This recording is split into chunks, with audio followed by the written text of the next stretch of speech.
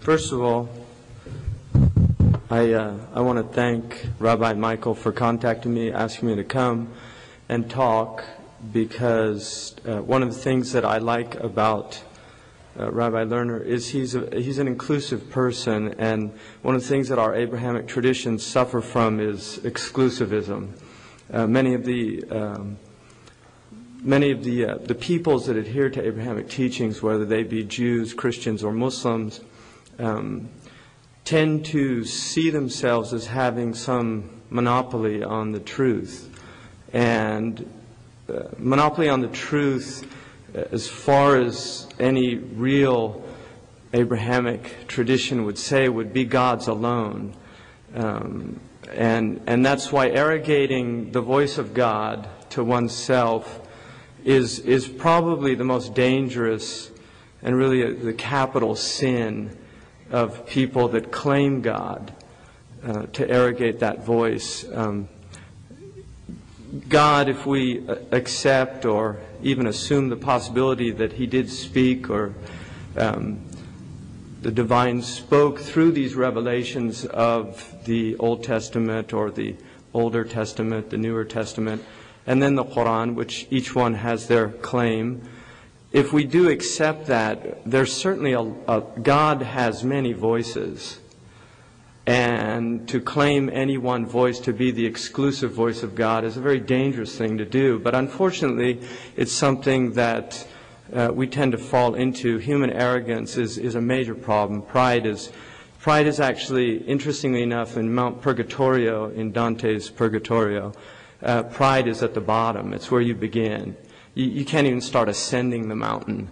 To get lust is the last one, by the way. But you can't even start ascending that mountain of purifying oneself until pride is dealt with. And religious tradition deals with pride greatly, but one of the major problems is that attempting to get close to God is something that necessitates humility, but at the same time, because so many people are very distant from their experience of the divine, it becomes very easy to start seeing yourself as somehow cut above the rest when one's living a righteous life, or attempting to live a righteous life. When you see a lot of people out there who are living less than righteous lives, it becomes very easy to become arrogant about that, which is why that sin is just such a major focus in the Abrahamic traditions, the sin of pride.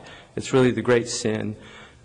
So just having said that, I honor Rabbi Lerner for doing that. And he asked me to talk about generosity in the Islamic tradition. And what intrigued me about that question of generosity, what is generosity? When you talk about generosity, we use words all the time, and we don't really think about what those words mean. Generosity in the Abrahamic tradition, certainly in the Islamic view, is one of the virtues. It's considered, in Arabic they say fada'il, one of the virtues. And fadl, which is the root word of the word for virtue, means to overflow, to pour out of, like the cup runneth over. Virtue is something that pours out of a virtuous heart.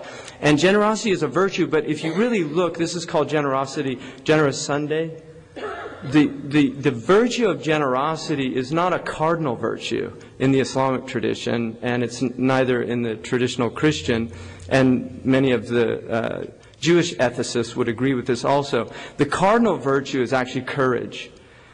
Generosity is actually considered a branch of courage. And the reason for that, people say, well, how is generosity related to courage? The reason people aren't generous is fear.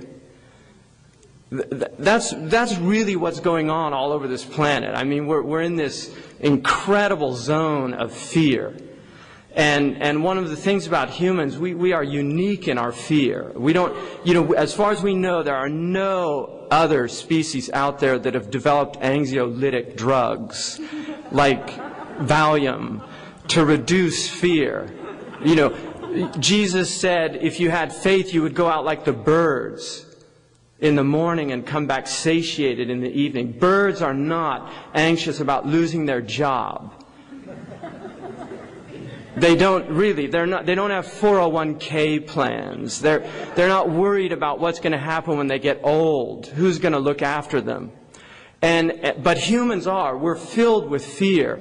And one of the interesting things about our religious traditions is that they're actually designed to alleviate fear. I mean, that's what's so stunning about them, is that they're designed to teach people how to trust. And trust is difficult, especially when you've learned the bitter lesson of being betrayed. I mean, how many people were born into families in which that sacred covenant of parent-child relationship was betrayed because the mother was an alcoholic, or the father was abusive, or they abandoned them, or whatever reasons. Everybody has their stories and their experiences.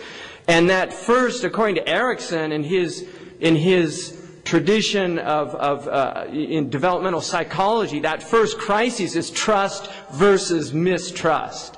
When a child cries, we used to have people in this culture that taught people to ignore the cries of a baby. No culture has ever done that before. I mean, that was some idiot who had a PhD in psychology that thought, gee, just ignore the cry of a baby. But when babies cry, my wife can distinguish. I'll hear them crying and I'll start to panic. She said, no, it's okay. I know that cry. He's just upset because a toy got taken away or something. So she distinguishes between the cries of her children. She knows when it's a cry that she has to respond to immediately, and when it's a cry, she can go into her conflict resolution mode and go down and deal with. I mean, if we let mothers deal with all of these global problems, really they would be resolved, because they're brilliant.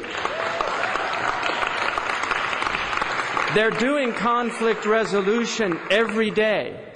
Every day. I see it every day. And what's it about? It's about sharing. It's about caring. It's about teaching them what's mine, what's not mine, boundaries, borders. Boundaries are really important in households. Just learning about boundaries and what's privacy and the need for people to have boundaries honored. And when we go and we take national boundaries that people take very seriously and we aggress upon them, neighbors will get very upset